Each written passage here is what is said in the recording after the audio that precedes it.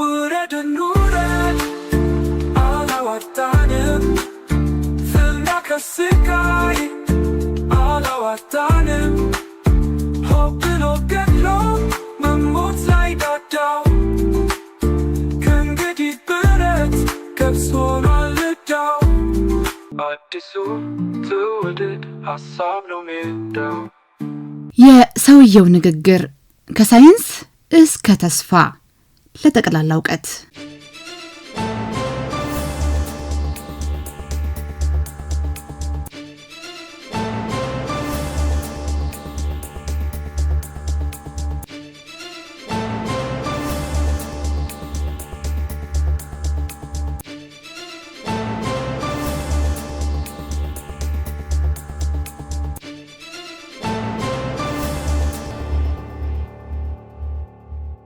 ሰውየው በምክር ቤቱ ሪፖርት ማቅረብ ብቻ ሳይሆን እንደተለመደው ሲያስተምሩ አሉ። ፕራግማቲስት ማለት በየቀኑ ያለችውን እድል በመልካምነት የሚጠቀም ማለት ነው። ፕራግማቲዝም ተግባራዊ የሚሆን ነገር፣ ለችግር ለህዝብ የሚጠቅም ነገር እውነት ነው ይላል። ፕራግማቲዝም ሐሳብ ችግር የሚፈታ ከሆነ እውነት ነው ይለናል። ፕራግማቲዝም በግልባጩ ችግር የማይፈታ ተግባራዊ የማይሆን ሐሳብ እውነት አይደለም ማለት ነው። እውነት ከህይወት ጋር የሚለዋወጥ እንጂ ዘላለማዊ አይደለም። ፕራግማቲዝም ለዚህ ምሳሌ ያቀርባል። አንድ ፖሊሲ ስራ አጥነትን የሚቀንስ ከሆነ ፖሊሲው እውነት ነው፣ ጥሩ ነው ማለት ነው። በቃ ትንተና ላይ ሳይሆን ውጤት ላይ አተኩሩ ይለናል ፕራግማቲዝም። አንድን ሐሳብ ወይም ድርጊት መመዘን ያለብን በዓላማው ወይም በአይዲዮሎጂው ሳይሆን በሚያስገኘው ውጤት ነው። ሌላ ምሳሌ፣ አንድ ህግ ጥሩ ወይም እውነት የሚባለው የሰዎችን ህይወት ሲያሻሽል እንጂ በሞራል ወይም በአስተሳሰብ ፍጹም ስለሆነ አይደለም፣ ሊሆንም አይችልም። ፕራግማቲዝም ፍጹማዊነትን በፍጹም አይቀበልም። ፍጹም እውነት እንደሌለው ሁሉ ፍጹም ሐሰትም አይታሰብም። ለዚህ ሰው የሰራ መድኃኒት ለዚያችኛዋ በሽታ ሊሆን ይችላል። ሊብራሊዝም ለምዕራባውያን ቢሰራም ምስራቃውያን ተጠይፈውታል። ልምምድ ከንድፈ ሐሳብ ይልቃል። ዕውቀት የሚመነጨው ከተራራቁ ሐሳቦች ሳይሆን ከሙከራ ስራና ከልምምድ ነው ይለናል ፕራግማቲዝም። በምሳሌም ያስታውሰናል። ፖሊሲዎች ስራ ላይ ከመዋላቸው በፊት ትንንሽ ሙከራዎች ይደረግባቸዋል። ጠቃሚ መሆናቸው ታይቶ ተግባራዊ ይደረጋሉ። ከሁኔታዎች ጋር ተስማምቶ መኖር፣ ሁኔታዎች ሲለወጡ እምነትህን፣ ፖሊሲህን ለመለወጥ ዝግጁ ሁን። አንድ የፖለቲካ መሪ ለዜጎች የገባው ቃል ምንም ይሁን የሰጠው ተስፋ ምንም ይሁን ከባድ አደጋ ወይም ቀውስ ሲመጣ አደጋውን ለመሻገር ሲል ስትራቴጂውን፣ ፖሊሲውን ሊለውጥ ይችላል። ካልለወጠ በአደጋው ጎርፍ ተጠርጎ ሊወሰድ ይችላል። ችግር ፈቺ የመሆን ፍልስፍና መርህ የሚኖረው ክርክሮችን ለማሸነፍ ሳይሆን የህዝብን ችግር ለመፍታት ነው። ዘዴዎች የግቦችን ያህል ጠቃሚ ናቸው። ልክ እንደ ግቡ ወደ ግቡ የምትደርስበት መንገድም ትልቅ ዋጋ አለው። የሰላም ንግግር 10 እጅ ከጦርነት ይሻላል። ምክንያቱም ንግግሩ ወደ ሰላም፣ ወደ መረጋጋት ሊያመራ ይችላል። አንድ ችግር አንድ መፍትሄ ብቻ አይደለም ያለው። ሰውየው በፓርላማ ንግግራቸው ፕራግማቲዝምን ያመጡት የወያኔ መሪዎችን የአእምሮ አሰራር ለመግለጽ ነው። ከላይ በትርጉሙና በምሳሌዎቹ እንደተመለከትነው የህወሓት መሪዎች ፕራግማቲዝም በደረሰበት ደርሰው የማያውቁ በእድሜ ብቻ ሳይሆን በሐሳብም ያረጁ ሰዎች ናቸው። ሐሳባቸው ችግር የሚፈታ አይደለም፣ ህዝብ የሚጠቅም አይደለም፣ እንደ ሁኔታው የሚለዋወጥም አይደለም። ሰውየው የሞኝ ዘፈን ሁል ጊዜ አበባዬ ነው እንዳሉት ሁሉ የህወሓት መሪዎችም ዘፈን ሁል ጊዜ አብዮታዊ ዲሞክራሲ፣ ሁል ጊዜ ጦርነት፣ ሁል ጊዜ እንበር ተጋዳላይ ነው። ለአንድ ችግር አንድ መፍትሄ፣ አንድ መንገድ ብቻ ነው ያላቸው። ከጊዜው ጋር መለዋወጥ የለም። ሐሳብን፣ ፖሊሲን እንደ ዘመኑ ማስተካከል የለም። እነሱ ባሉበት ሁሉ ፍጹምነት አለ። ፍጹም ስልጣን፣ ፍጹም አገዛዝ፣ ፍጹም መስመር፣ ፍጹም እውነት፣ ፍጹም መንገድ፣ ፍጹም ተጋሩነት። ምን አይነት የፖለቲካል ስብዕና ነው የተገነባ ያለው ያላችሁ እንደሆነ ፈረንጆች ዴማጎግ ይሉታል። እንደተለመደው ባሳለፍነው ማክሰኞ ከሪፖርት ጋር የቀረበልን ሁለተኛው ቁም ነገር ስለ የአመፀኞች አለቃ ዴማጎግ የሰጡት ማብራሪያ ነው። የአመፀኞች አለቃ ወይም ዴማጎግ በሚከተሉት ባህሪዎቹ ይታወቃል። ዴማጎግ ፖለቲካል ካራክተር ያላቸው ሰዎች ወደ ፖለቲካል ሊደርሺፕ ሲመጡ የሚያስቀድሙት ምክንያት ሳይሆን ኢሞሽን። ለምሳሌ የወልቃይትን ጉዳይ እንዴት እንደምንፈታ በህገ መንግስት አግባብ ብለን ከተስማማን በኋላ ወልቃይት ካልተመለሰ ተስማምቶ ፈርመዋል እኮ። ይሄ ዴማጎግ ነው። በትንሽ ስሜት ህዝብን ለመቀስቀስ የሚደረግ ነገር ማለት ነው። ተከታዮቹን የሚመራው በእውነት ሳይሆን በስሜት ነው። የአመፀኞች አለቃ መንጋውን የሚመራው እውነትን እያሳየ ሐቅን እየተናገረ ሳይሆን የተከታዮቹን ፍራቻ፣ የተከታዮቹን ስጋት፣ የተከታዮቹን ጥርጣሬ፣ የተከታዮቹን ቁጣ እየነካካ እየቆሰቆሰ እያስፈራራ ነው። ስሜት መሬት ላይ ካለው እውነት በላይ ዋጋ አላት። ለምሳሌ ከባዶ ሜዳ ተነስቶ ወይም የጥይት ድምጽ ሰምቶ ሀገሪቷ አለቀላት፣ ገደል አፋፍ ላይ ደረሰች እያለ ተከታይ ይሰበስባል፣ ገንዘብ ይሰበስባል። ሁለተኛው የአመፀኞች አለቃ ባህሪ እኛ እነሱ የሚል መርዘኛ ትርክቱ ነው። በእነዚህ ክፉ አለቆች ትንታኔ ህብረተሰብ በሁለት ይከፈላል። እኛና እነሱ፣ ደግና ክፉ፣ ንጹህና ወንጀለኛ፣ ሌባና ፖሊስ። እንደዚያ መቼም ቢሆን እነሱ ደግ ናቸው፣ ንጹህ ናቸው፣ ፖሊስ ናቸው። ከነሱ ውጪ ያለው ህዝብ ክፉ ነው፣ ወንጀለኛ ነው፣ ሌባ ነው። ዴማጎገሪ ቀላል መፍትሄ የሚፈልገው ዘላቂ መፍትሄ ላይ አያተኩርም። ቀላል መፍትሄ። ዴማጎግ በጣም የተወሳሰቡ ጉዳዮችን በጣም አቅልሎ ያቀርባል። በፖሊሲ፣ በህግ፣ በታሪክና በመሳሰሉት ጉዳዮች የተወሳሰበን አንድ ችግር በአንድ መፈክር መፍታት የሚቻል ይመስለዋል ዴማጎግ። በመፈክር ለውጥ ይመጣ ኖሮ ባለፉት 50 ዓመታት እንደ ኢትዮጵያ መፈክር አውጪ እኮ አልነበር። በመፈክር አይደለም ለውጥ የሚመጣው። ይሄ ዴማጎገሪ ነው፣ አደገኛ ነገር። ለምሳሌ በቃ ሁሉንም እናባራቸው፣ ከዚያ ሁሉም ሰላም ይሆናል ይልሃል። ሰበበኛነት የአመፀኞች አለቃ ሌላው ባህሪ ነው። ሸኔ ምን አለ? እኛን እነዚህ አሃዳውያን ናቸው፣ እነዚህ ሚሊካውያን ናቸው፣ እነዚህ ምናምን ናቸው፣ ከነዚህ ጋር ትግል ትክክል አይደለም ብሎ ጫካ ገባ። እኛ ዩኒቲ ፓርክ ስናስመርቅ ዩኒቲ ፓርክ ማስመረቅ ወንጀል ነው ብለው አሁን ዛሬ ከእንትና ጋር ሰርግና ምላሽ። ታዲያ እንደዚህ ከሆነ እኛ ለምን ተከሰሰ? እፍታ ነው። ትናንትና ምን ብዬ ነበር፣ ምን ሰርቼ ነበር፣ የት ጋር ቆሜ ነበር የሚል ነገር አይታይም። ሰው የዕለቷን ብቻ ስለሚያይ ማለት ነው። ዴማጎግ ተከታዮቹን የሚመራው ለሁሉም ችግር ተጠያቂ የሚያደርገው አካል በመፍጠር ነው። ይህን ችግር ያመጡብን እነሱ ናቸው ይላል። ሰበብ ይፈልጋል፣ ጠላት እየፈጠረ ያድራል። ስራ አጥነትን ያመጡብን መጤዎች ናቸው ይልሃል። ኢኮኖሚው የተዳከመው በዚህ ብሔር ስንፍና ነው፣ ገንዘቡ በእነሱ ስለተያዘ ነው ይልሃል። ለምሳሌ ቅድም አንድ ወንድሜ ሲያነሱ የሚሰራው ቤት ለሀብታም ብቻ ነው አሉ። እኔ ያዋሪ የሰራሁት ለሀብታም ነው። ይሄ ዴማጎግ ነው፣ እፍታ መውሰድ ነው፣ ፋክት አይደለም። መጥፎ ባህሪ ነው። ባይዘው ፋክትን እውነትን ዲናይ ማለት ጥሩ አይደለም። አርሶ አደር ይቀየር ብለን በየመንደሩ ያያችሁት በቲቪ ሰራ ነው ቤት የሚባል ያልነበራቸው ሰዎች ሽንት ቤትና ቤት ሶፋ ቲቪ ይኖራቸው ማድረግ ለሀብታም አይደለም። ስንት ሀብታምስ ኢትዮጵያ ያለና። ግለሰብ አምልኮ ዴማጎግ የሚታወቅበት ሌላ አመሉ ነው። የአመፀኞች መሪው ብቸኛው የህዝብ መሪ እኔ ነኝ ይልሃል። እኔ የህዝብ ድምጽ ነኝ ይልሃል። የህዝቡ ብቸኛ ተወካይ ነኝ ይልሃል። ስርዓትነቱ፣ ወንጀሉ፣ ግጭቱ የሚፈታው በእሱ መሪነት ብቻ እንደሆነ ይነግርሃል። እውነትን አይቀበልም። አንድ ዴማጎግ መሬት ላይ ካለ እውነት፣ በአይን ከሚታይ በእጅ ከሚዳሰስ እውነት ይልቅ እንደጉም የማይጨበጥ ፈጠራና ተረት ይማርከዋል። እኛ እንዴት ይህን ማየት አቃታቸው ብለን እንገረማለን። እነሱ በአንጻሩ ህዝብ በአጠቃላይ የደመና ላዩን ቅዠት እንዴት እንደማይቀበል ይገርማቸዋል። ውሸት እውነት እስኪመስል ድረስ እድሜ ልካቸውን ይደጋግሙታል። ዴማጎጎች የሚታወቁበት ሌላው ባህሪ ድራማ በሚመስል ፈጣን መፍትሄ ማመናቸው ነው።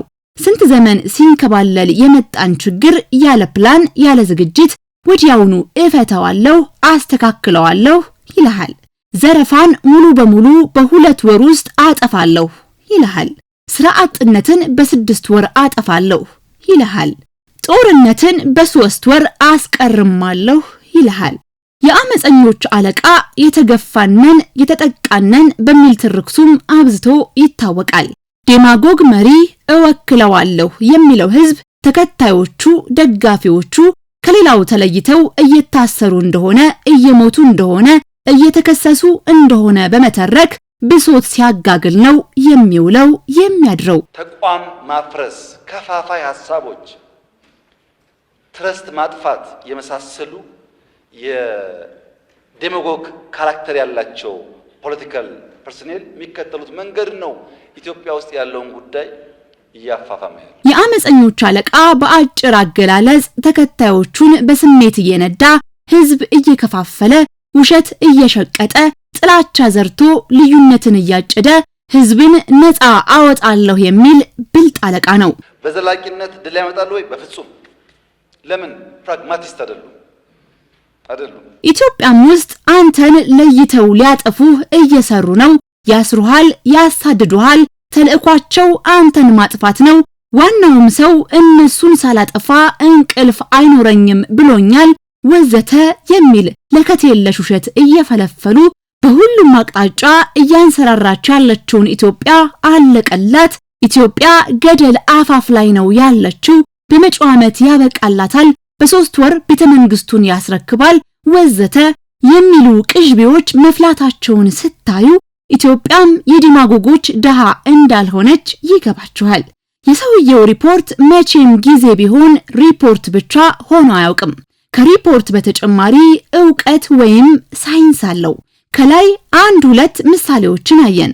ሪፖርቱ ሁሉ ጊዜም ከዕውቀት በተጨማሪ ሰርፕራይዝ አለው። ሰርፕራይዝ። የዚህ ንግግር አንዱ ትልቁ ሰርፕራይዝ ኢትዮጵያና ኤርትራ ወይም አብይና ኢሳያስ በኢትዮ ወያኔ ጦርነትም ጊዜ ውስጥ ለውስጥ ሲደጋገም የነበረ መሆኑ ነው። በትግራይ ውጊያ ሲጀመር የመጀመሪያው ዙር ውጊያ ሽሬ ካስለቀቅን በኋላ የኤርትራ ጦር ከኋላ ኋላ ተከትሎ ሽሬ ገብቶ የአንዳንድ ሰዎችን ግለሰቦች ቤት ማፍረስ፣ ፎቅ ማፍረስ ሲጀምር ጸብ ተጀምሯል።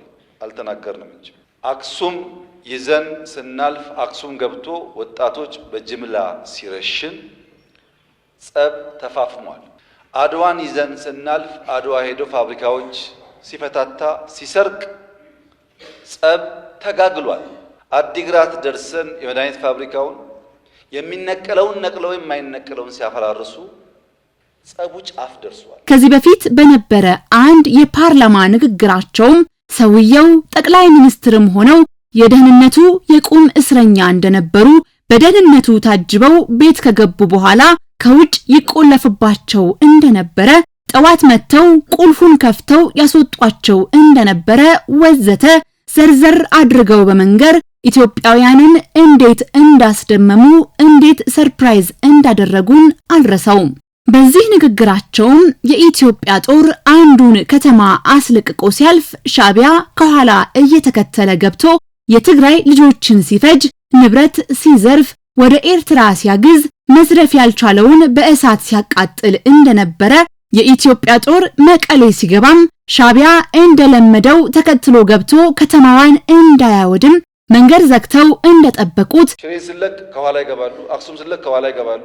አሁን መቀሌ ስንገባ ደግሞ ገብተው ትልቁን ከተማ ዳሜጅ ያደርጋሉ ብለን ከነሱ ጋር ከአሁን በኋላ ከውቅሮ እናልፋለን ብትሉ ወያኔ ትተን ወደ እናንተ ነው የምንዞረው ውጊያው ብለን ውቅሮ ላይ የሚጠብቅ ፎርስ አስቀምጠን ነው መቀሌ የገባ ነው።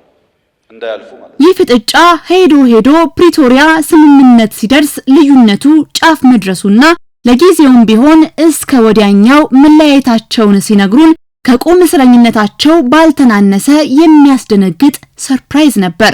ይሄ ጸብ ተፋፍሞ ሄዶ የፕሪቶሪያ ስምምነት ሲፈረም እንዴት ቲፒኤልኤፍ ሳይጠፋ እንዴት ትግራይ ሳይወድም ፊርማ ይደረጋል በሚል ነው የመጨረሻ ጫፍ የደረሰው ጸቡ። ይህን የዘረፋ ጉዳይ ለማስቆም የዚያን ጊዜውን የውጭ ጉዳይ ሚኒስትራቸውን ከአንዴም ሁለቴ ወደ አስመራ መላካቸው ከሳቸውም በኋላ የቀድሞውን ምክትል ጠቅላይ ሚኒስትር ለዚያው ጉዳይ ወደ አስመራ መላካቸውን ከሳቸውም በኋላ ሌሎች ከፍተኛ የኢትዮጵያ መሪዎች ጉዳዩን በውይይት ለመፍታት አስመራ መመላለሳቸውን መስማታችንም ሌላው ሰርፕራይዝ ሆኖ አልፏል። በርካታ ኢንቮይ ወደ ኤርትራ ልኬያለሁ። የላኳቸው ሰዎች ገሚሱ አሁን ከኛ ጋር የሉ። ለምሳሌ ክቡር አቶ ገዱ ያኔ የውጭ ጉዳይ ሚኒስትር ነበሩ። ከአንዴም ሁለቴ ኤርትራ ልኬያቸዋለሁ። የላኳቸው የትግራይን ህዝቤን አታገሷቅሉ፣ ሀብቱን አትዝረፉ፣ ጸቡ ከቲፒኤልኤፍ እንጂ ከትግራይ ህዝብ አይደለም የሚል ነው። አቶ ገዱ አሁን እኛ ጋር የሉ፣ ግን ክር አላቸው፣ ህሊና አላቸው። ዛሬ ቢደብቁ በታሪክ ውስጥ ይወጣል። ለምን ጉዳይ ነው እንደተነጋገሩ እሳቸውም ያውቃሉ፣ ሻዕቢያም ያውቃል፣ እኛም እናውቃለን። አሉ አልሞቱ። እሳቸው አክሰስ ይደረጋሉ፣ ሊናገሩ ይችላሉ። ለክራቸው ሲሉ ለእምነታቸው ሲሉ ማለት ነው። ለምን ጉዳይ እንደሄዱ በእሳቸው መፈታት ሲያቅተው አቶ ደመቀ ልክ ያለው አቶ ደመቀ አሁን እኛ ጋር የሉ፣ በህይወት ስላሉ ለእምነታቸው ለሌላቸው ይጠየቁ ይችላሉ። ለምን ጉዳይ እንደሄዱ ያውቃሉ። ከነሱም ውጭ አሁን ሲስተም ውስጥ ያሉ 2-3 ሰዎች ልክ ያሉ በፓርላማ ንግግራቸው ከሪፖርት ከሳይንስና ከሰርፕራይዝ እኩል መቼም ጠፍቶ የማያውቀው ነገር የሚያሳዩን ሀገራዊ ተስፋ ነው። ኢትዮጵያ ትሻገራለች።